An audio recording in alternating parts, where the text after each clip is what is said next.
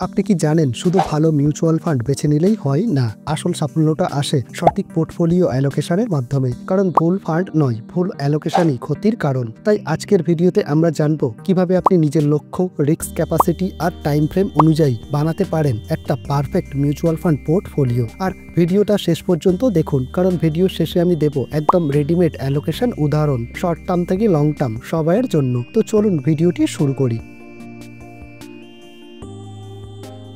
বন্ধুরা, আমি সত্যেঞ্জয়, আপনারা দেখছেন টেক অর্থ ইউটিউব চ্যানেল, যেখানে আপনার ইনভেস্টমেন্ট হবে সহজ এবং সঠিক। চলুন সবার প্রথমে আমরা জেনে নিই পোর্টফোলিও অ্যালোকেশন কি এবং কেন তা জরুরি হয়ে থাকে। বন্ধুরা, মিউচুয়াল ফান্ড পোর্টফোলিও অ্যালোকেশন মানে হলো আপনার টাকার কি পরিমাণ, অর্থাৎ কতটা অ্যামাউন্ট কোন ধরনের ফান্ডে যাবে সেটা ঠিক করা। যেমন ধরুন আপনি 1 লক্ষ টাকা ইনভেস্ট করছেন, যদি তার মধ্যে 60% ইকুইটি ফান্ড, 30% ডেপ্ট ফান্ড আর 10% গোল্ড ইটিএফে রাখেন, তো এই ভাগটাই হলো অ্যালোকেশন।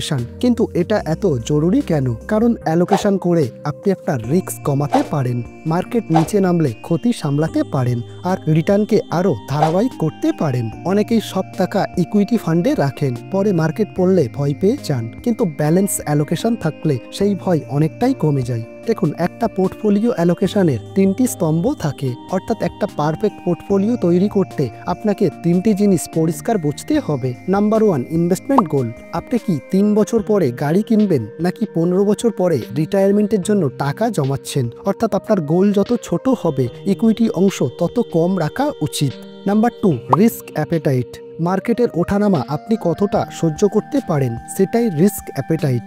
আপনি যদি কনজারভেটিভ ইনভেস্টর হন তাহলে ডেপ্ট ফান্ড বেশি রাখুন, আর আপনি যদি অ্যাগ্রেসিভ ইনভেস্টর হন তাহলে ইকুইটি বাড়ান। Number 3, time Horizon. যদি আপনার ইনভেস্টমেন্ট হরাইজন শর্ট টার্ম, অর্থাৎ 3 বছর বা তার কম হয়, তাহলে ডেপ্ট ফান্ডকে কনসিডার করুন। মিডিয়াম টার্ম, অর্থাৎ যদি আপনার ইনভেস্টমেন্ট হরাইজন 3 থেকে 5 বছরের মধ্যে হয়, তাহলে হাইব্রিড ফান্ড ভালো। আর যদি আপনার ইনভেস্টমেন্ট হরাইজন লং টার্ম, অর্থাৎ 5 বছরের বেশি, তাহলে ইকুইটি হেভি পোর্টফোলিও সবচেয়ে কার্যকর হয়ে থাকে। এখন চলুন দেখি 3 ধরনের ইনভেস্টরের জন্য কেমন অ্যালোকেশন সবচেয়ে উপযুক্ত। সবার প্রথমে আছে কনজারভেটিভ ইনভেস্টর। দেখুন, আপনি যদি একজন কনজারভেটিভ ইনভেস্টর হন তাহলে আপনার লক্ষ্য হবে ক্যাপিটাল প্রোটেকশন এবং কম রিস্কে স্টেডি রিটার্ন। তাই আপনি আপনার পোর্টফোলিও অ্যালোকেশন এইভাবে করতে পারেন: ইকুইটি ফান্ড 30%, ডেপ্ট ফান্ড 60%, গোল্ড 10%। ইকুইটির জন্য আপনি বেছে নিতে পারেন লার্জ ক্যাপ ইন্ডেক্স ফান্ড, ডেপ্টের জন্য আপনি বেছে নিতে পারেন শর্ট ডিউরেশন ডেপ্ট ফান্ড, আর গোল্ডের জন্য আপনি বেছে নিতে পারেন গোল্ড ইটিএফ বা সোভারিন গোল্ড বন্ড। নেক্সট হলো মডারেট ইনভেস্টর। আপনি যদি একজন মডারেট ইনভেস্টর হন তাহলে আপনার লক্ষ্য হবে রিস্ক আর রিটার্নের মধ্যে ব্যালেন্স রাখা। তাই আপনার পোর্টফোলিও অ্যালোকেশন এরকম হতে পারে: ইকুইটি ফান্ড 60%, ডেপ্ট ফান্ড 30%, গোল্ড 10%। এখন যদি ফান্ডের কথা বলি, তাহলে ইকুইটির জন্য আপনি বেছে নিতে পারেন ফ্লেক্সিক্যাপ ফান্ড, ডেপ্টের জন্য আপনি বেছে নিতে পারেন ব্যাংকিং অ্যান্ড পিএসইউ ডেপ্ট ফান্ড, আর গোল্ডের জন্য আপনি বেছে নিতে পারেন গোল্ড ইটিএফ। আর সব শেষে আসে অ্যাগ্রেসিভ ইনভেস্টর। তো আপনি যদি একজন অ্যাগ্রেসিভ ইনভেস্টর হন তাহলে আপনার লক্ষ্য হবে লং টার্ম ওয়েলথ ক্রিয়েশন।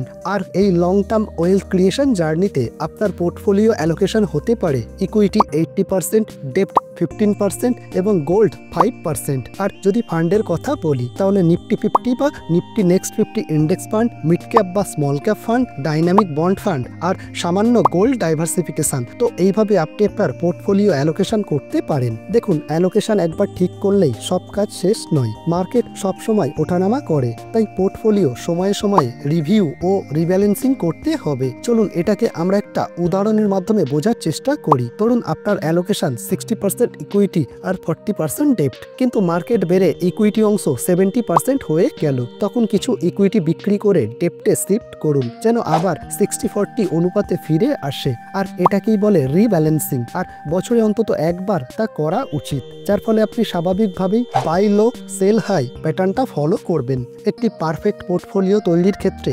ডাইভার্সিফিকেশনের গুরুত্ব অপরিসীম। দেখুন, পোর্টফোলিও অ্যালোকেশন আর ডাইভার্সিফিকেশন এক জিনিস নয়, কিন্তু তা একে অপরের পরিপূরক। ডাইভার্সিফিকেশন মানে সব ডিম এক ঝুড়িতে না রাখা, কারণ বিভিন্ন ইনভেস্টমেন্ট প্রোডাক্টের রিস্ক এবং পারফরমেন্স টাইমিং আলাদা হয়ে থাকে। তাই ইকুইটি ফান্ডের মধ্যে large cap, mid cap, small cap এইভাবে ভাগ করুন। ডেট ফান্ডের মধ্যে লো ডিউরেশন ও ব্যাংকিং পিএসইউ ফান্ড মিক্স করুন।